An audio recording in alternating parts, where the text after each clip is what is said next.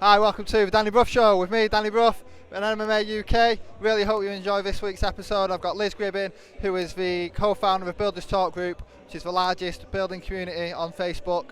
We had a right good laugh. We talked about all the banter that happens, how the site's pretty much just like a site canteen, and we also got into some pretty good discussions about the mental health side of things as well. So, hope you like the show. Remember, like, subscribe, share. Thank you very much. Boom, smashed it.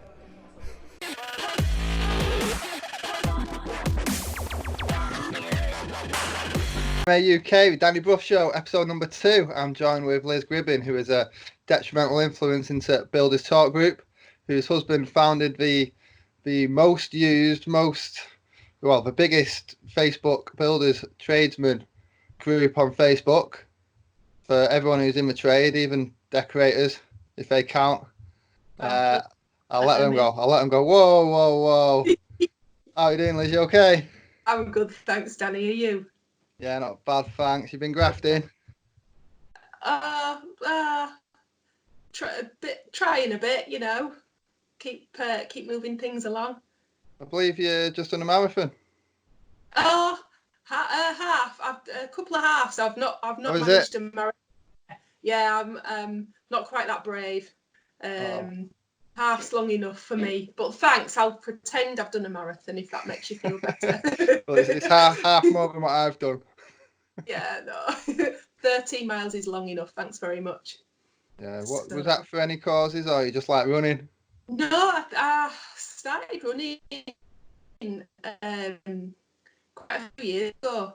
Just it's headspace is why I started running, and got involved with a local running group, and I started on Couch to 5K, which is the typical one that I think most mums of a certain age get into running by, and joined a running group, and before I knew it, I'm sort of entering 10Ks, and I did 3 halves last year, so I think I've got 3 lined up for this year. So started trail running, which is off-road stuff, which is a bit more interesting, a bit more mud and slippage and all that kind of thing. So yeah, it's good. Obviously it keeps you fit, but it just helps you have a bit of clear space, which I think we all need. You know, you've got to find something as an outlet. So that's mine. That's yours, mine. Running Forrest Gump style. Just keep running. I wish I could run as fast as him.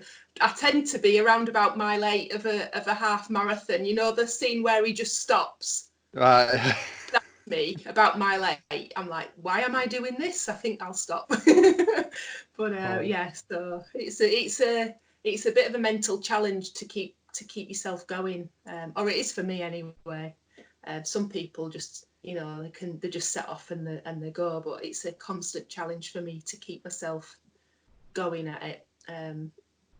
But I guess that's why I keep entering them, because I like to sort of keep, you know, making myself go forward, I guess. So yeah, it's all right. It does what it's there to do. Keeps me fit, keeps me out of George's hair, gives us a bit of space. But yeah, it's good. So speaking of George, obviously he's a fan of Builders Talk Group. George, just explain to us a little bit like how it came about and how it's grown so far. I personally have been a member. I think there was about 6,000 members when I joined. Let us know how many there are now and like the origins of it, really. All right, then. The first group he started. George is a plasterer by trade, and he started Plasterers Talk Group 5 years last December. I think it was the 8th of December. He sort of pressed the button on this group, Plasterers Talk Group, which has got just under 30,000 guys on there now. It was something that he'd you know, talked to he found a few people that were in his trade, and they sort of got chatting, and it grew out of that, really. Builders started about a week later. So that's been going just over 5 years, and we're over 88,000 members now. And it just, that group, because it's got so many different trades on it, it's quite different to the other groups. The others tend to be a bit more trade specific. Yeah.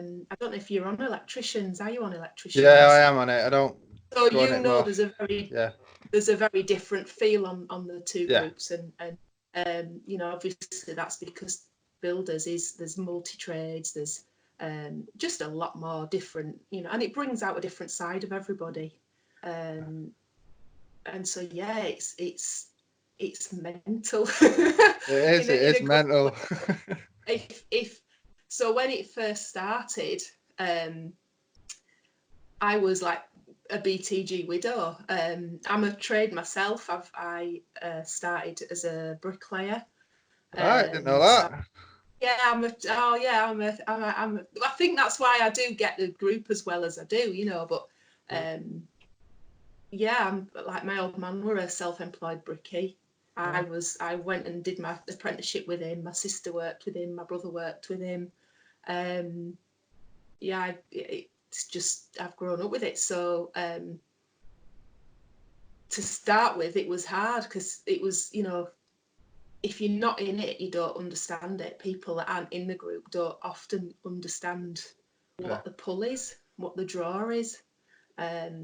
It's only when you get into it and you come from the self-employed trades background that you really understand how strong a community it is, which is, it's phenomenal, really, how it's developed, obviously. But there's been a core of guys right from the beginning. Obviously, you've got George, and the other original admins from there were Bob Gordon, Paul Stewart, Gareth Dixon.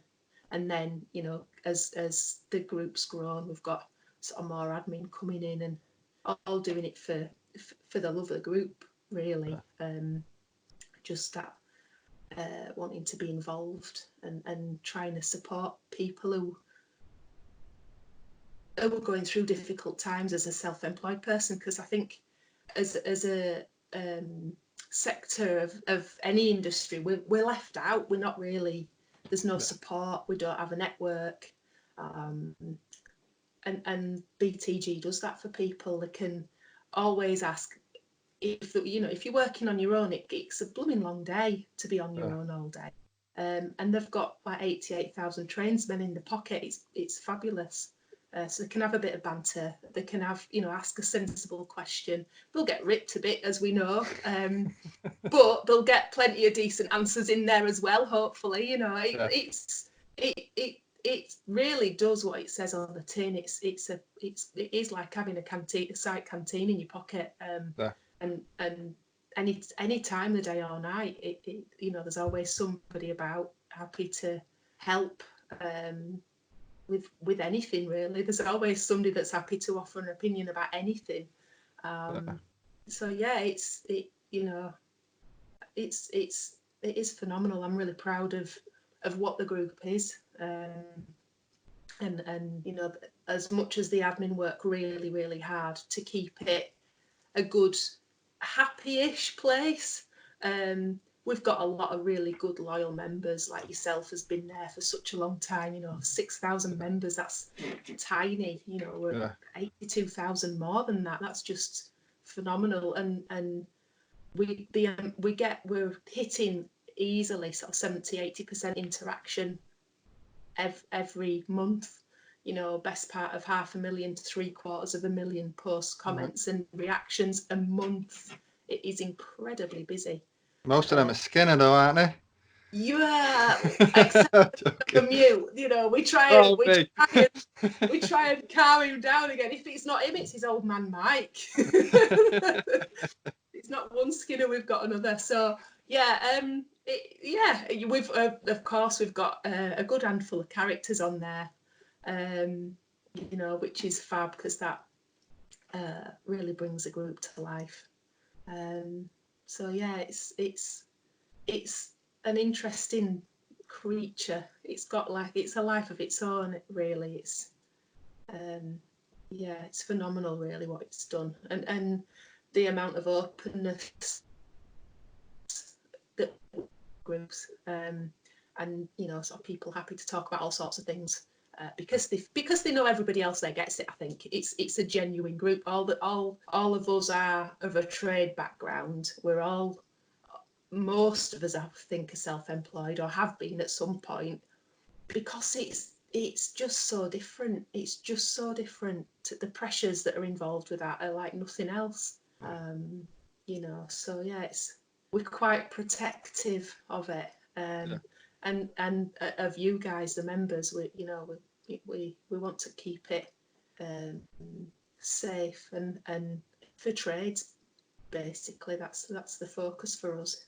It's what's important to us. So yeah, it is. It's extremely unique because, I mean, like I said, I've been there for a long time. I would never in a million years open up on the internet. Like, it just, if you asked me a few years ago, I'd be like, no, what are you on about? Whereas when my wife went through cancer not too long ago, and I actually put it all on there, which is not like me. Do you know what I mean? And a lot of people are thinking, what's the purpose in that?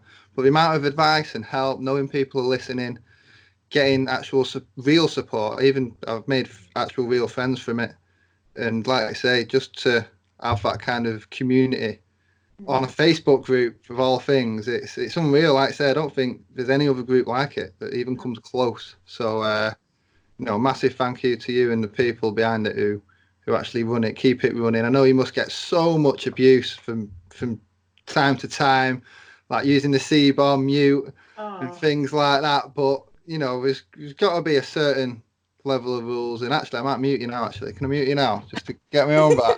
Oh, I can't do it, but yeah, it must be hard to actually run it, and obviously you don't get anything for it, so it must be, it's something you should really be proud of. So I just thought I'd say thank you from everyone who actually uses it for that kind of platform. Yeah, thank you. For us, it's just about representing the guys that are on there and giving them what they need. You see too many guys struggling, Danny. It's not, my old man really struggled. He was of a generation where you didn't talk about anything, and he kept everything bottled up, and I never saw him cry. And he had his demons. He struggled with drink, and that took him in the end. And the fact that the last 12 months particularly, we've had so many more guys opening up, guys coming on and saying, I'm normally just a watcher, but actually I want to talk about this. Yeah. It's just, I know it's really fluffy and a bit twee, but it really does, it gives me goosebumps, and it makes me feel really warm and lovely, because guys, you don't have to just man up. You don't have to carry it on your shoulder. There's a group there happy to listen to anything, even if you want to spout nonsense. They'll rip you another one, but they'll listen in the meantime, because that's the nature of what we do. When I was apprentice on site, you were getting thrown in skips, and you've got your wellies on, the tipping water in them, and knocking a toilet over with you in it. It's all been so. What happens on BTG is really just an extension of that site sort of banter, if you like. I know a lot of people wouldn't call that banter, but it's such a tough thing to do as a job that you've got to have a thick skin. So you've got the thick skin on the one hand of dealing with it, but then on the other hand is to get, allow guys that space to open up. So, I don't think we'll ever stop people from ripping out of each other in the trade. But if we can also make sure they know they've got somewhere to talk when they need to, then I don't think there's anything wrong with having a bit of banter. Keeps you sane, and it keeps your sense of humour, and if you can laugh at yourself and let other people laugh at you and have a bit of a go back at them, then we that's, I think, in human nature is to do that. So as long as it's done in the right way. And it's hard sometimes because it's a fine line, and when obviously you're communicating over a screen at the end of the day with just letters on a computer screen, so sometimes you can't get your point across. Maybe you're trying to be sincere and it's coming across as you're just being a knobhead, or sometimes it's hard to actually get the sense of what someone's trying to post. So sometimes they might be posting something being sincere and they'll get ripped. But as soon as you realise, you'll see the same people who's ripping and coming back saying, sorry, I didn't realise it was that. And like I say, I think the best way to describe it is the canteen on site. It's exactly like that. Canteen on site on the internet. Yeah, absolutely. Absolutely. About as portable as you're going to get, isn't it? Yeah. Take it anywhere. It's brilliant. White van man, he's got it with him in his van cab while he's having his cuppa on the morning, and it's phenomenal. Guys it's there just to scoop up anybody that needs it. It's just fab, I absolutely love what the group does. Really, really do. It just, like I say, it's from a personal point of view with my old man. It's pubs are sort of disappearing, and a lot of people struggle. Like my dad struggled with the drink, so going to the pub probably wasn't the best solution for him, but it's all he had available at the time. I could talk about how wonderful it is all night. It's because every day it does something that sort of surprises me. Somebody else comes forward, or an apprentice will make a post and get really well received, or whatever it is, giving people encouragement and support, because you don't always see much of that in real life. But you're right, it's very easy for it to be misunderstood, so admins will sort of, if they see that, they'll jump on it and try and find out what's going on quite early, just to stop people from it going the wrong way, try and steer it back to where it needs to be. Have you had any memorable bad admin that you've had to get rid of? Oh, I couldn't possibly say. No, I mean, no, not memorably bad. It's people don't always realise how busy it is and how much goes into it behind the scenes. So, I do get really pissed off when, and this is going to create more, I know it is, but when people comment like, oh, why were I muted, or whatever it is, because there's so much, there must be hundreds a day. We've not had memorable, I'll get back to the point. We've not had memorable bad admin, but what you have is people that might come in thinking that it's, a bit of kudos for being admin on a big group, and then actually realise that it eats into your personal time quite a lot. Yeah. Because if you're, it's not always just as straightforward as removing a comment or dealing with, whatever. You've got to look a bit further. You might have a comment reported on a post, but when you read it and actually look into it, there's a lot more going on, and you end up messaging that person and finding out, so the guys put an awful lot of effort in, and hell of a lot of effort in, to doing what they do. So, and I don't blame anybody who decides it's not for them, because it's a big task. The group doesn't run itself, not by a long stretch. So it's I wouldn't. I'd stick it as there. It's people often we're careful about who we select as well. It tends to be people that are first and foremost really good members, but sort of just show themselves over. We've learned that it's a process. You don't sort of jump on people too early. You let them develop and see how they go, and sort of look at how they comment and how they approach the other members on the group. It's it's a big process, because it's an important group for so many people. So you've got to get the balance right, I guess. We're not going to get Benjo on. Get Benjo on as admin, my business partner.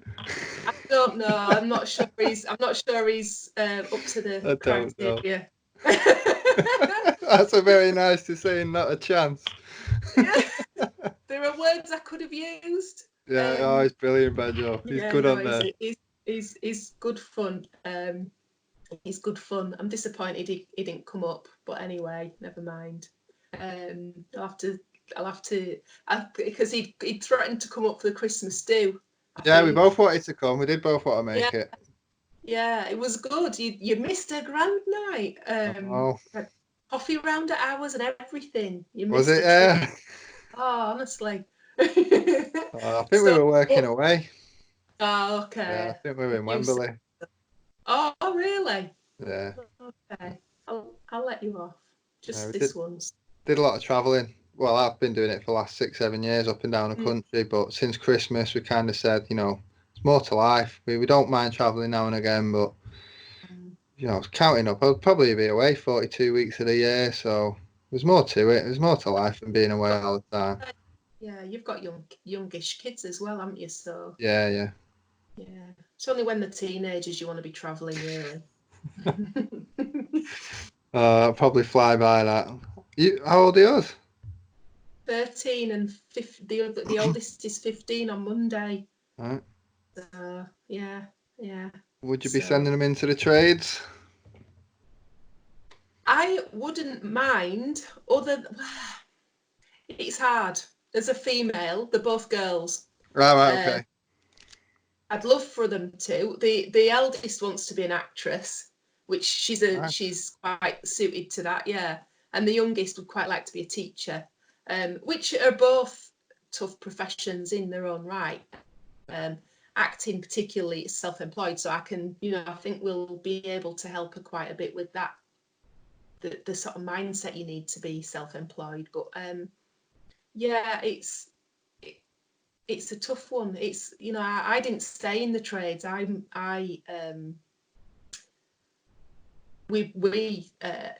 was working when it was the recession in the early 90s, and Dad laid us off. He had no choice. So I went back to college, did my HND, and ended up working for a civil engineering company. Nice. Worked my way up being an estimator. Worked for Tilbury Douglas as they were then. They then turned into Interserve. Right. So sort of if it depends, I wouldn't. I loved my time on site. I absolutely loved it. But I think I don't. They've probably got a gentler disposition than I have, so I'm trying to put it in a nice way. I'm quite bolshy, and they're both very single-minded, but I don't think the rough enough is probably the best way of putting it, if you know what I mean. You do have to be a little bit rough and ready, I think, to be not rough and ready. That sounds wrong. You know what I'm trying to say. You've got to be a bit more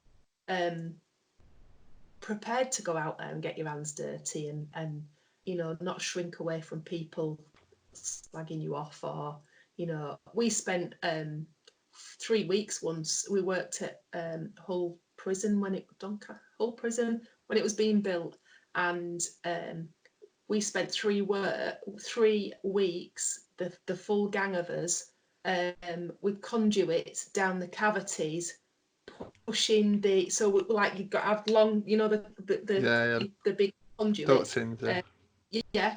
So we like 3 lifts up, and they were screwed together. So you'd have 2 conduits. I think they were like 3 meters a go.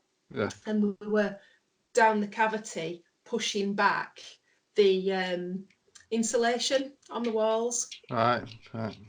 Purely political, because there were 2 girls in the gang. There's no other reason for it. Nobody else was doing that. They were just trying to piss us off enough to get us off site, basically, because that was the sort of stuff that you dealt with, being female. Yeah. So you've got to be quite strong to sort of keep turning up for that kind of nonsense. And the and I don't know if the sort of language aimed at women would be the same now. I'm going back a long time, obviously. I think it has got a bit better, but things changed a little bit, yeah. But it's still there. I don't think you'd ever get away from it. It's just in a way, I know it's natural in a certain sense, but I think the numbers are definitely dwindling once people are like, well, we're getting more intelligent for a start. Maybe not everyone, I know, but in general. In general, we should be getting a bit more intelligent, a bit more understanding about everyone else. So maybe a few hundred years it'll nearly be out of it. Yeah, I think until you see a full balance for male and female, I think it will continue. Yeah, I That. mean, there's always going to be more men on site. Yeah, It's just natural, of because course it obviously is. men want to deal with things and women want to deal with people Yeah, predominantly, not all the yeah. time. And the majority of women don't want to be caked in shit all day, which is generally what you are on site, isn't it? If if you're in a wet trade. I mean, I know Freezing. you guys tend to stay a bit cleaner. I'd No, like to think. whoa, not all the time. Depends what jobs you're on. It's all about the money, isn't it? When you spark. No, don't believe everything you hear. But yeah, so it wouldn't be the end of my world if they went into trade. George wouldn't be impressed if they did. Yeah. But I can see it as a route to something else, because that's what I did. If you're not academic, then why not get a vocational qualification and see where that will take you? I was lucky when I went back to college that I got forward by the tutor, because a local firm had asked for somebody to work at there as over the summer, and that's how I got into the office. You've still got to put the work in, and obviously I impressed them enough that they kept me, but I don't. It's not a bad way to go if you're struggling at school, and I think that's important, is trying to get that message out to youngsters now. That there's a very definite route into a decently paid career path if you can sort of get your head down and put the effort in. Yeah, definitely. But most kids want to earn big money, and I started when I was on my YTS scheme. It was £29.50 a week. And people, people want more than that now, don't they? So, Everyone seems to want something for nothing, don't they? That's the problem. Yeah. They can't see that actually doing that, you're picking up a trade as well. So, yeah. Which you'll always have, and it will open doors for you one way or another. So we'll see. I'll come back to you when they're both when I've got a plaster and a chippy as kids. I'll let you know. Yeah, like you say, it's. I mean, when I left school, I didn't do too well. I could have done too well, but I don't know if it's just boy things. I think from age 13 to 16, there was no chance I was doing school. Brilliant up to then, but at that age, I don't think there was enough for us. I left. I ended up picking and packing boxes as my first job. My actual one of my teachers gave me, little levers books. She actually said, "Good luck with your future career choice," and it was a picture of someone sweeping up in McDonald's. So so hopefully she's watching this. Yeah, let's fingers crossed. Now that you're world famous, member of the biggest trade group. That's the one, yeah. But I was picking and packing boxes. It was really good money at the time. Well, for me, it was brilliant money at the time. And I actually went to join the engineers. Could have wanted to be an electrician. And came out of the engineer's office, and some guy actually said, "What are you doing here?" So I told him. He ended up being a college tutor at a local college. And he actually got me onto the apprenticeship. It was a massive pay cut. I think I was on about £70, £80 a week. Yeah. But like I say, if you're just determined enough, hard graft enough, and it's only 3-4 years before you're actually going from learning very little to a lot more than what you would be doing anyway, wouldn't you? Absolutely. And I always think you end up getting where you're meant to be. Yeah. Like you went in trying to approach it one way, came out and by some strange coincidence, there's a guy there who actually got you onto the right path. Yeah, it's crazy. Where you are, and I love things like that, because a lot of people will say, "Oh, I fell into the trade," but when you look at it, actually they didn't. There were very definite decisions that they made that got them to where they were. But it's get your head down and put the effort in. There's money to be made. There's a good career career to be got out of what we do, and if people can just be a bit more long-sighted and see that, people will always need to live somewhere, Danny. That's the thing. It's, we're getting more people, not less. Yeah, true. And I hate it when people say about like, "Oh, you're lucky." Well, you make your own luck though, don't you? If we don't see all the hard work that's put in. Like my first job, I must have sent off 50 letters a week for at least 3 months before I actually found an interview. I only had 2 interviews out of all that, must be 1,000 letters. 2 interviews, end up getting one job. Like I say, oh, you're lucky. Well, yeah, but you got to put the work in and make your own luck, don't you? Absolutely, without a doubt. I was given an ultimatum. I stayed on at school and did 1 year of sixth form, but my heart wasn't in it. I didn't know what I wanted to do. I'd always wanted to be a vet when I was a kid, because the animals and all that. So, but I got to 16, 17, didn't have a clue. And my old man was, you either get a job or you're out, kind of thing. So I was like, oh, and obviously he would just trying to push me into making a decision. And I ended up going on pod for him for 6 months while the college year started. And it's hard work, but I just enjoyed it. I really, really did enjoy it. I liked the crack. There's no way about it. It was good fun on site, and yeah, it was bloody cold at times, and you'd get sick, but I was always handy enough to give it back, so it was not a problem. You just find your own way, don't you? Yeah. It just works out. So I'm happy with how it went, I think. What does Bob do? Is he still a grafter? Bob Gordon? Oh, did you say Bob? Sorry, breaking up there. Can you still hear me? Me? Sorry, yeah, Bob, yeah. Bob Gordon? Bob was there from the beginning as well, wasn't he? Not seen much of him recently. He's still on the groups.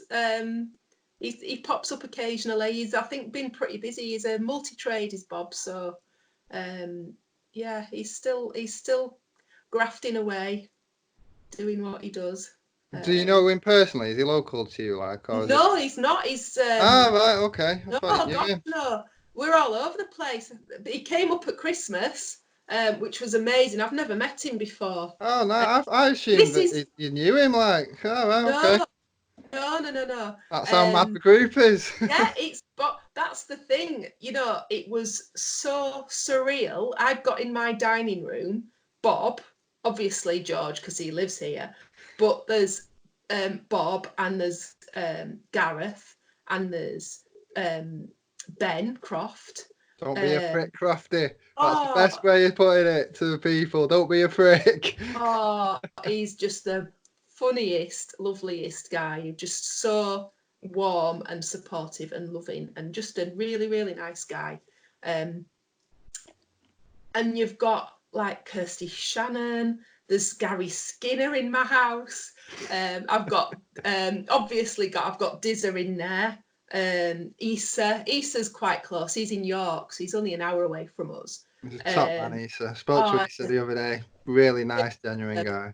Superb guy. Yeah. And then there's Rolf Argyle, and there's who else was there? Rebecca O'Neill, and Rachel Tebbit. She's a fabulous lass.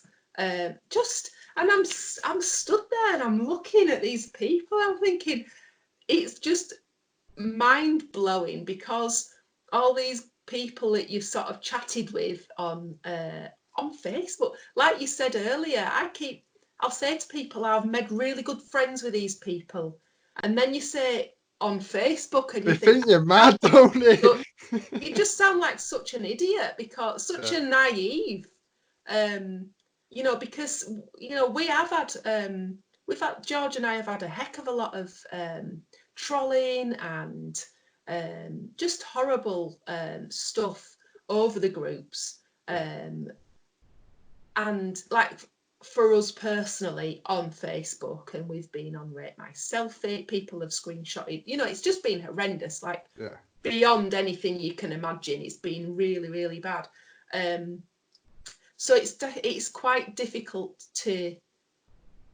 not difficult to trust people, but it takes a while. It's a process to sort of realize that people are okay, and there are good people. There are so many more of the people on Facebook are good people, but you tend to remember the ones that have been negative or unpleasant or whatever it is. So to have this little cluster of people in your house that you've met through a group on Facebook, that it's phenomenal. And then to have the night out and so many more people turn up, it's bizarre but really good, but weird trying to explain it to anybody else. My mates don't get it. Obviously, Benjo, I'm really good mates with Benjo. He's my business partner. Obviously, he gets it because we're both on it. But to my other friends, they just think, what are you on about? Do you know what I mean? Even they'll be like, I don't know, maybe I'm giving them advice and I'll say, my mate off, mate, say Skinner, for example. Yeah. His mate Skinner said to do basically, like, who's that? I was like, I'll tell him, like, what are you on about? You just don't get it, Divvy. You just don't get it. And I suppose, like saying, until you're part of it, and you actually get yourself out there, and once you get it, don't you? And if you don't, I suppose you don't. But there's no way to say it. Yeah, no, that's it. And that, like I said right at the beginning, that was me. I was a BTG widow, and it was a case of it's a case of beat them or what is it? If you can't beat them, join them. That's the one. Thank you. And that was it. It was like, actually, I'm just going to have to jump in and have a look at it, because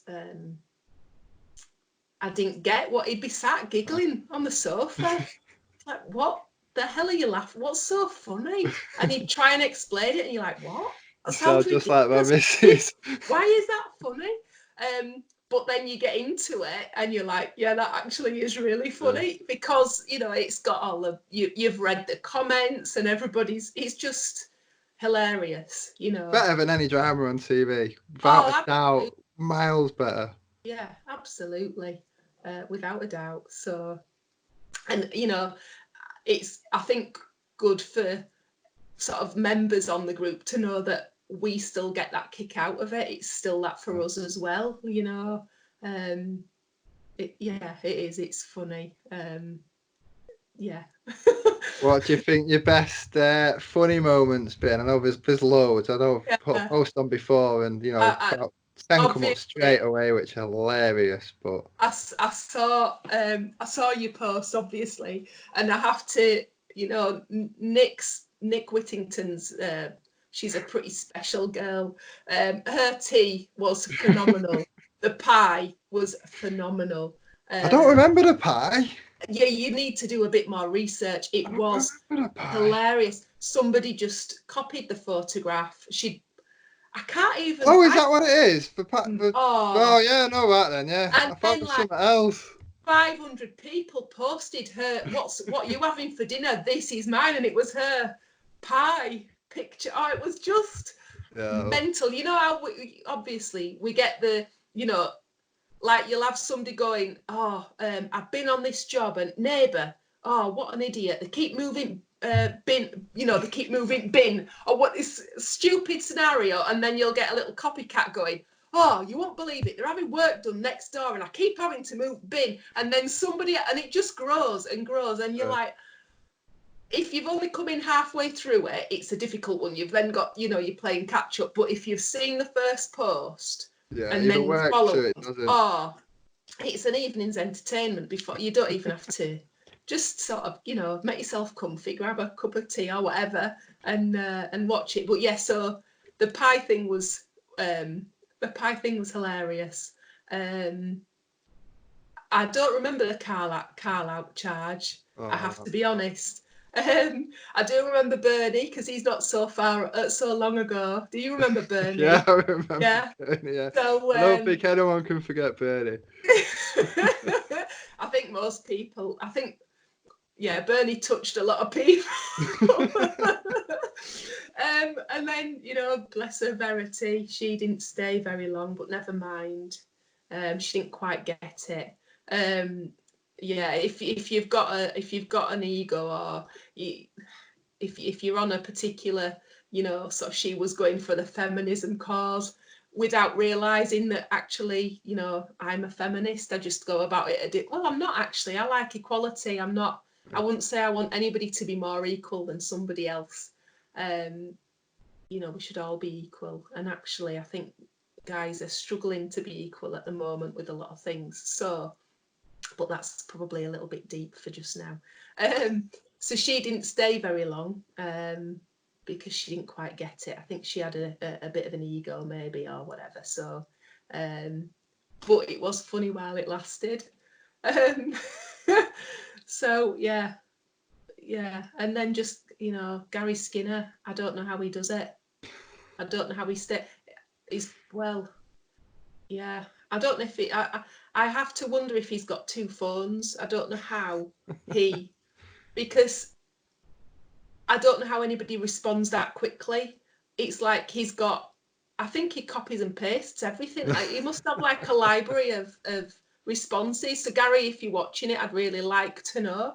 I'd quite like you, if we could video him on the group so I can see what he does. He's just got such fast thumbs. But no, there are too many. What's your favourite? There are too many. There's hundreds, isn't there? Absolutely hundreds. I think one that's got to be up there is a microwave with a £5 note. Yeah, that was classic. For those that don't know, someone was selling a £5 note with a certain, just a barcode on it. He thought it was worth some money. Yeah. So it was a bombarded messages like, "Oh yeah, can you do this to it? Oh, it's not straight enough," and then he tells him to put it in a microwave to straighten it out. Yeah. Who does that? Who does it? Did. What a muppet. Deserved it, didn't he? If it was daft enough to do. That's all there, that. Actually, that kind of shows how seriously people take the group, or Facebook or whatever, that they'll take that sort of advice. It's a bit worrying. But it was funny. The responses from him after that were, quite hilarious. Bless him. Yeah. So obviously going from one end of extreme to the other, obviously there's all the banter side, but I think the mental health side, it's coming on a lot. I wouldn't say it's been there from the beginning. It's kind of grown into it, maybe because not just the group, but outside in general, people are talking more. My best friend, I lost him when he was 27. That was about 6 years ago. So that means a lot to me when I see other people talking. And if I can give advice, I'll give advice. If I don't, I'll just kind of watch and wait until I can. I think Martin Disney always giving his number out. That's brilliant. There's loads of people like that. I know Ben Croft's really good with stuff like that, and I don't want to name everyone because I'll miss anyone out. But I believe you're doing something. I've seen a post with you. Were you doing a course or something like that on it? Yeah, I did. I was lucky enough. I've been working quite a lot with the Lighthouse Construction Club charity. I think that's the right way around. It's the longest name in the world. And they sent me on a mental health first aiders course. Now, the Lighthouse Club is, and they're not paying me to say any of this, they're a charity, and it's important that people know that they're there. They're the only charity out there that will help people like us directly. So you don't have to go through an employer. You don't have to go to your GP. They have I've got a card. I'm going to hold it up in a minute. Yeah, go for it. Yeah. They have I don't know if you'll be able to see it. They have it's on the group as well. We have links. So they have a helpline that's a 24/7 helpline that you can ring. They've got an app that you can download to your phone. It's on the App Store and it's on Google Play, that can help you spot, sort of be a bit more proactive, I suppose, in that if you start struggling, it can sort of help you with pointers for how to help yourself. Have funds, basically, if you're struggling. They help a lot of people in the trade that have been diagnosed with cancer. They have money that they put aside for people who are struggling in the trade, and it is all just construction trades. So you ring the helpline and explain what's happening. If you need financial help and they can help you, then they will. They can help you with sort of referrals, find you counselling in your area. There's just so much that they can do. And again, like with the rest of the group, I think it's important that people know that that's there. I see our group as giving. It's a bit like net mums for builders in a way, in that if you're a self-employed person, you don't always know where to go to find out that information. So if we can give people that platform and show them, where it is and how to access it, then we will. So yeah, Lighthouse Club, like I say, you don't have to go through your employer, because regardless of what anybody says, there's still stigma attached to the whole mental health issues. Or poor mental health is looked down on by a lot of our employers. You wouldn't, all the people apart from me that went on the mental health first aid course had been sent by their company, but a lot of them actually said that they were there. Yes, they would go in because the company wanted them to be there, but that they also thought they'd use it personally, probably more than they would in a professional capacity, because of that stigma, because it's just a difficult thing, isn't it? You don't want to tell your boss or your line manager that you're struggling or you're depressed, or that you think your mental health is an issue, because they are then going to see on some level or another that means that you're unpredictable, or you might not turn up, or you're going to be in Monday Club too often, or if you're drinking, right, well, that becomes a liability on site. There are all sorts of connotations attached to it for them, because at the end of the day, they're a business that wants to make money, and if you're not performing, the negative impact is it costs them money, doesn't it? So that charity sort of cuts that out. It means you can access them direct, and if they, like I say, if they can help you, they will. They do. They work through CITB. The mental health first aid course runs through CITB as well. So if you're registered with CITB, you can claim it back from your levy, and all that kind of. It's all sort of set up so that if you've got those systems in place, you can sort of claim it back. And it's just like I say, it's just an important thing to tell people about. I found it by accident, and I spend a lot of my time on the internet. So if I found it by accident, what are the chances of any of you guys finding it? Then is it? It's a tiny amount. So yeah, it's in a pinned post on all the groups telling people. Well, I did a post about mental health. It's almost a year ago now, that post. It was Mental Health Week last year, which is in March. And I put a selfie on because I've struggled with depression. This time last year, I was coming out of an issue. I'd lost my sister and my best friend within a year. My sister died in the September 2017. My best friend died of cancer at the end of September 2018. So it was a bit of a difficult time. I was just coming to the point where I thought I was getting over my sister, and then I lost my friend, and that was very quick. She got 6 weeks from being told it was cancer, and then she'd gone. So it was. I mean, my sister was really quick, and so it's the shock to the system, and so I'd had a particularly difficult time. And that was when I was sort of coming out of it and starting to feel a little bit better and a little bit more positive. And is there yes, there's a reason to keep sort of pushing away. And I put this selfie on, and it was just phenomenal. Just like hundreds of people posted selfies, because I basically said Mental Health Week.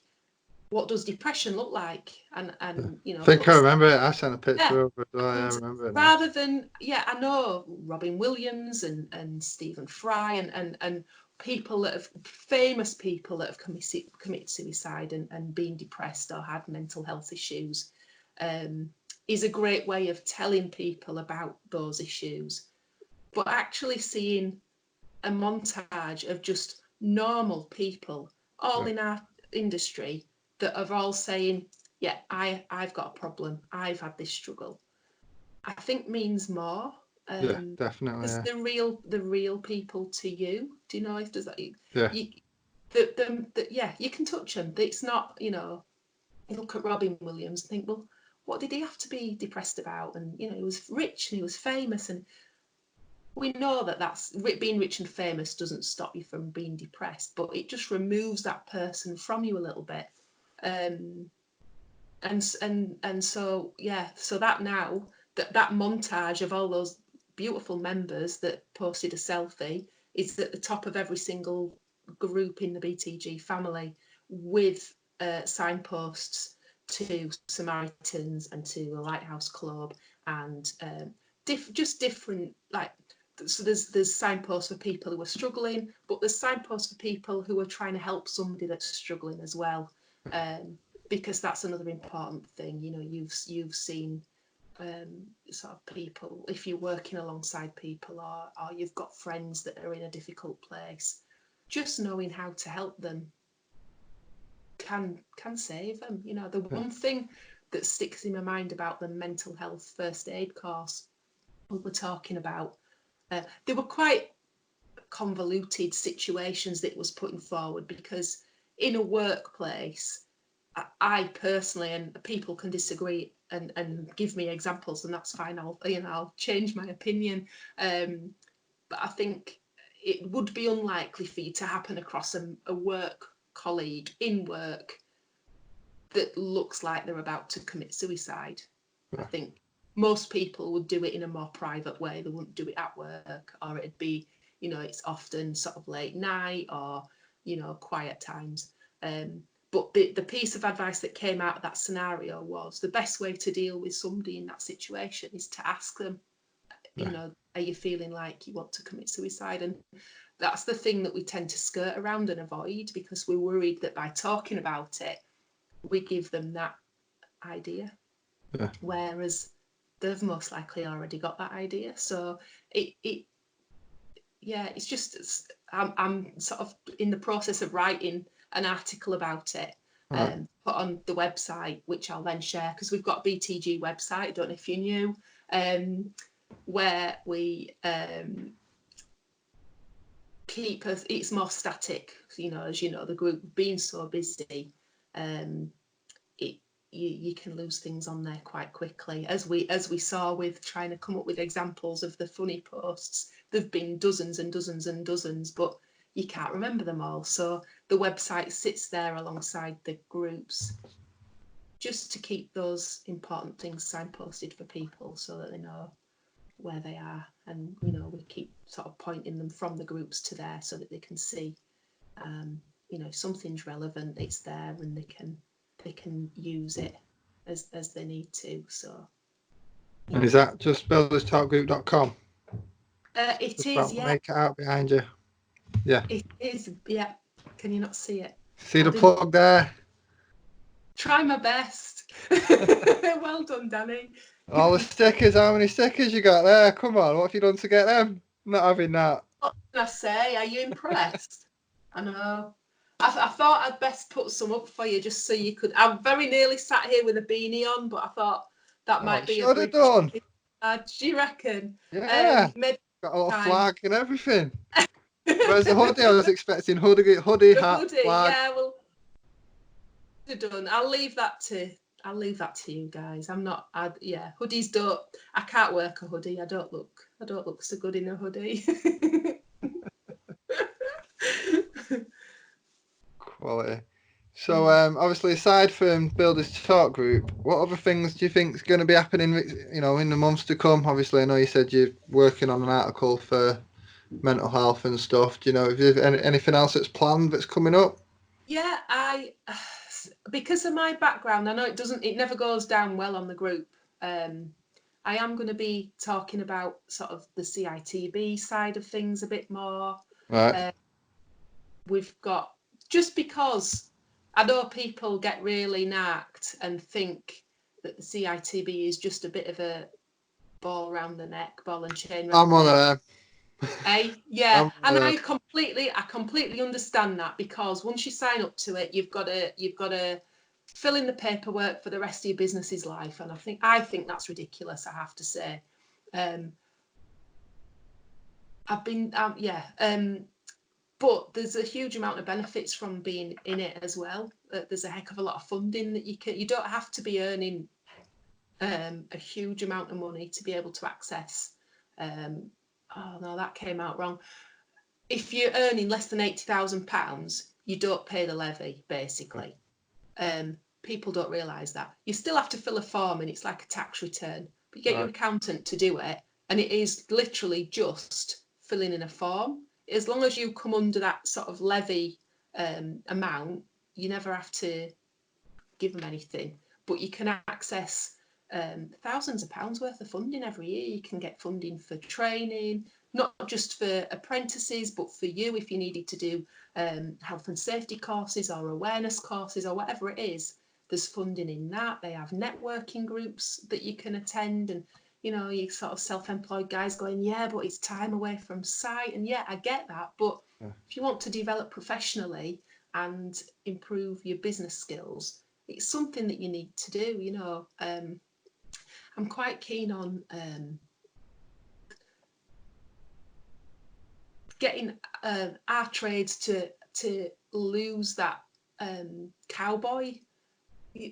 The public put that persona on us as being a bit rough and ready, or we're cowboys, or do you know what I mean? Yeah. So I'm trying to just trying to encourage people that we are professional, we can be professional, and just because you work in a trade and you've got a manual skill doesn't mean you can't be a professional person as well. I think that people think the two cannot go together, and they can. I've seen it from sort of both sides, and having been on site and then working in offices, the guys in the office tend to sort of look down on the guys on site, and the guys on site, and I'm generalising, and it's not everybody, and I get that, but a lot of them think, oh, what a bunch of office wankers, and I can't understand them, and they talk over the top of my head. And I think a lot of the sort of trade publications that are out, construction news and things like that I used to read as a estimator, you wouldn't dream of reading on site, because they're so patronising, a lot of them, and they're blowing smoke up their own asses, and I think that's the problem. Is you've got these guys up here that are oh, I've got this qualification, and then you've got the guys down where we are, and the gap is so big, and trying to get, it's just got to be a change in language with the guys at the top, and also the guys at the bottom. It's you've got to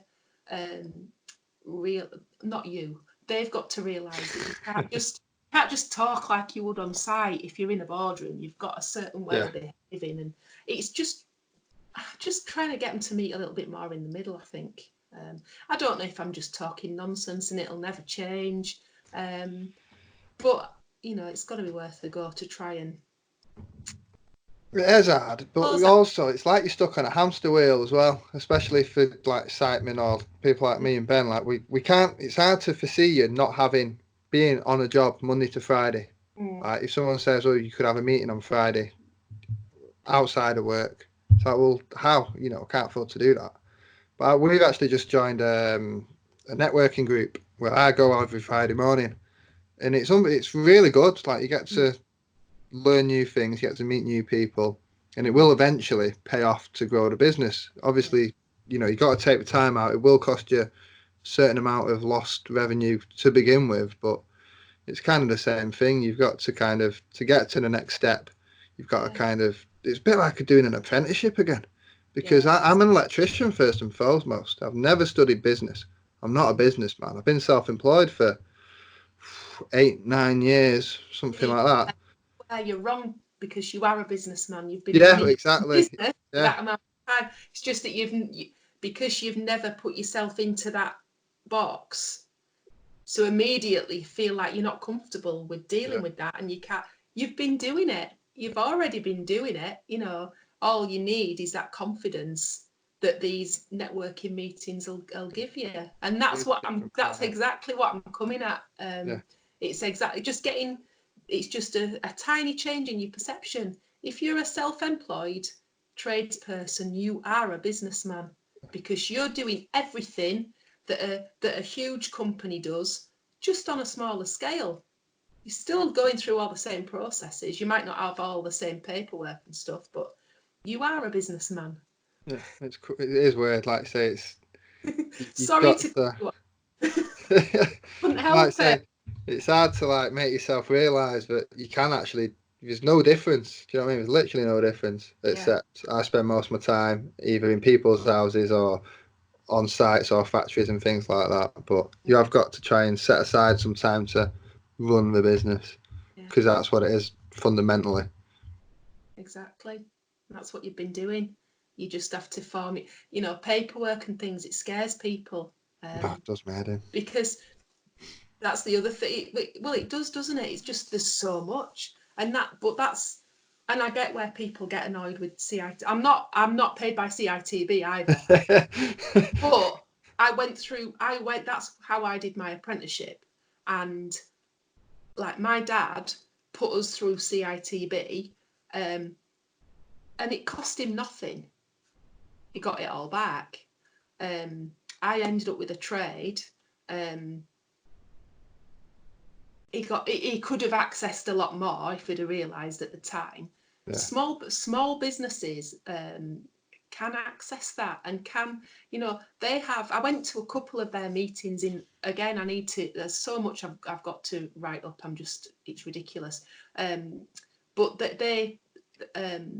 they've got networking meetings for different trades in your area. Meet the what's it called? Meet the buyer.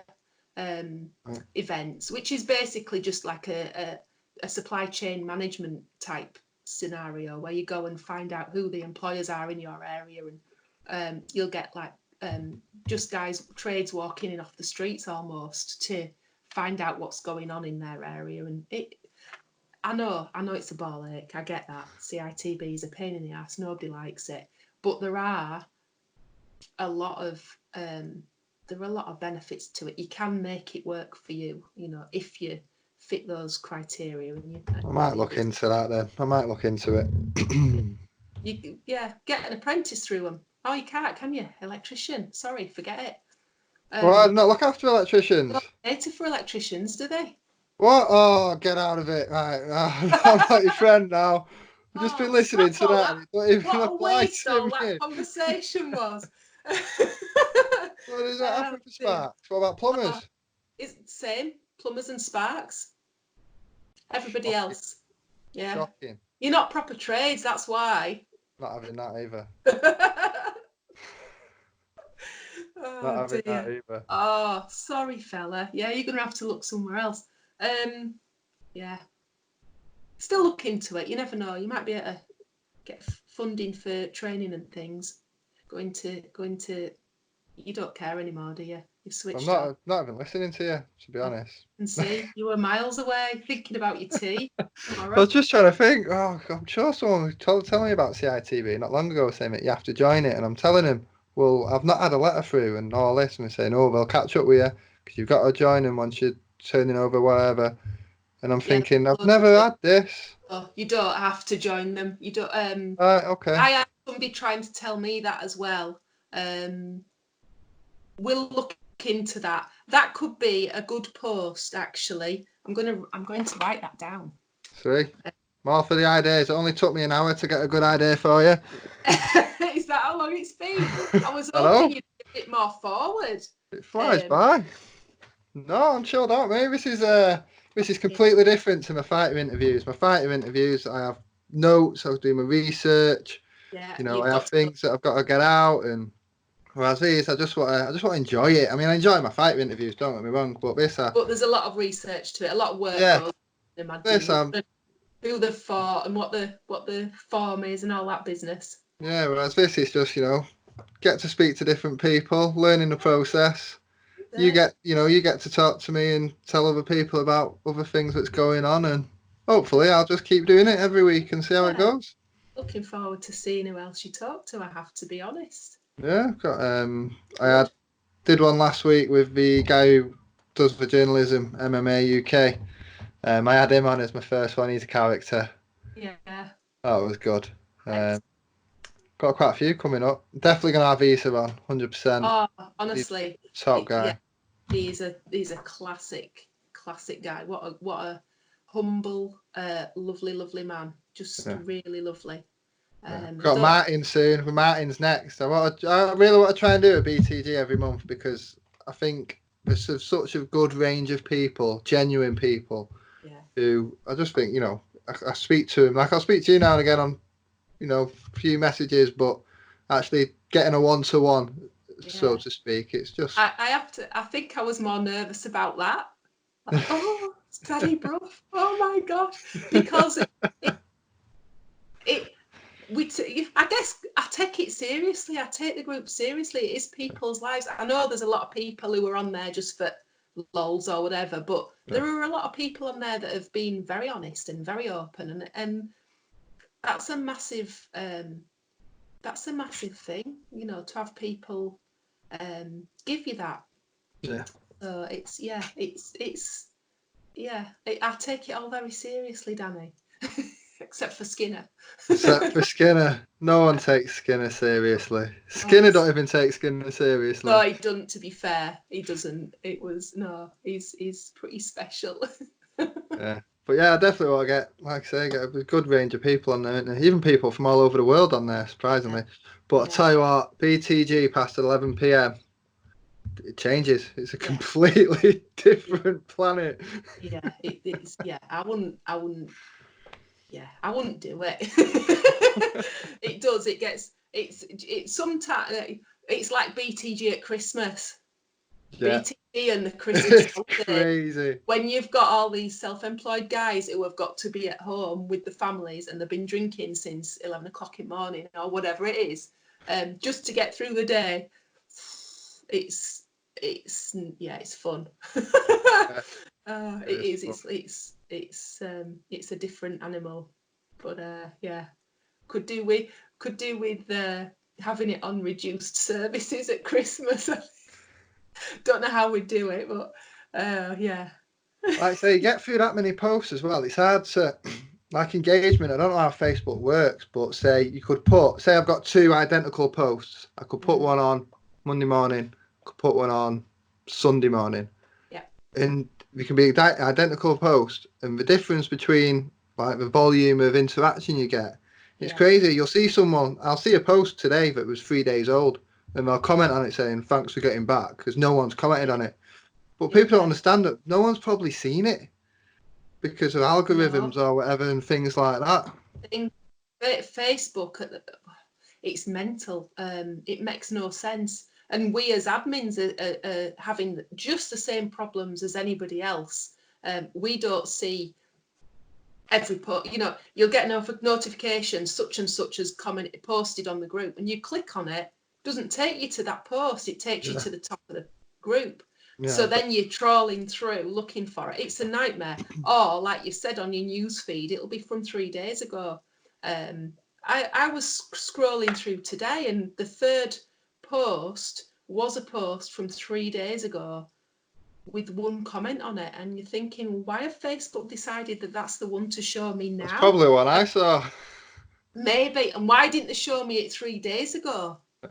So it's I think they've tried to be a little bit too clever. They've tried to overanalyze what everybody looks at, and the amount of posts you'll get people saying, oh, all I see on this group is this, or all I see on this group is that, and it's actually no, the answer is those are the kind of posts you comment on, so that's what Facebook shows you.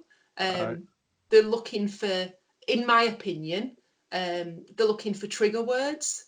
Yeah. So they'll show you posts with those words in them, or posted by that person, or this group of people has commented, and they find, it seems to me that that's how it works.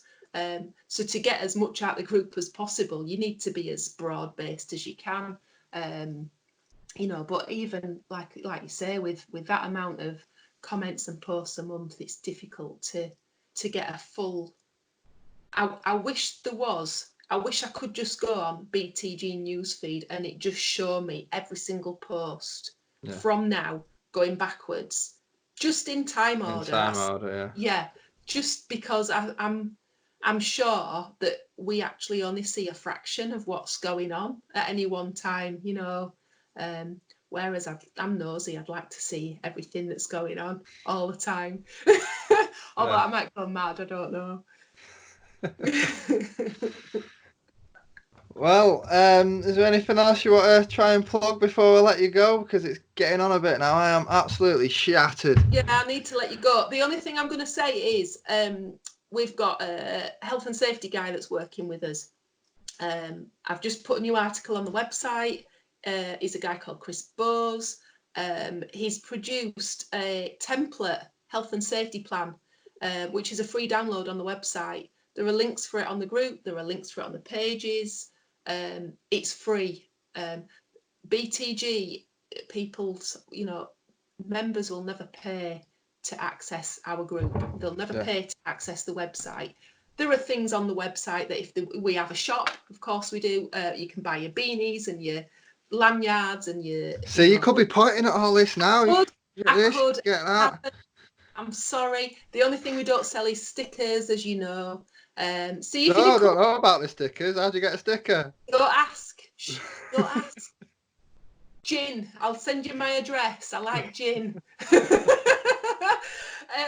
But he's going to be doing a little bit more. He's talking about offering some sort of free inspections for people. Just because, and that's on domestic works, like small domestic works, because again, it's a minefield. People don't understand what they have to do, what their responsibilities are. Go and read the article on the website and you'll know a lot more when you've finished. And I think that'll do for now, Danny. I probably ought to let you go and have some sleep. Well, it's been brilliant having you on. I'll definitely be having you on again. Oh, thank you. I've not bored you too much. No, honestly, if it wasn't so late, I could stand there or sit here for hours on end, just talking, listening. Like I say, it's just be how you are in real life. Do you know what I mean? Oh, you get that. I'm afraid I've only got one way of being, and this is it. So exactly. Yeah. Enjoy it. I enjoy speaking to you again and seeing how everyone else in the group gets on. I did message Ben, but he's not got back to me. I don't know if he thought I was joking or not. Ah, well, send him this link and then he'll know you're not. It'll be fine. Yeah, I told Skinner he's coming on. I know he'll never come on in a million years, but I keep telling him he's got to. He'll avoid it. I don't know. He might. Just ask him when he does. Just ask him about his stockings and suspenders because he loves talking about them. Oh, brilliant. Right, well, this has been the Danny Brough Show with Liz Gribbin. Thank you very much for coming on and hopefully see you soon. I'd love it, Danny. Thank you. Take care. See you later.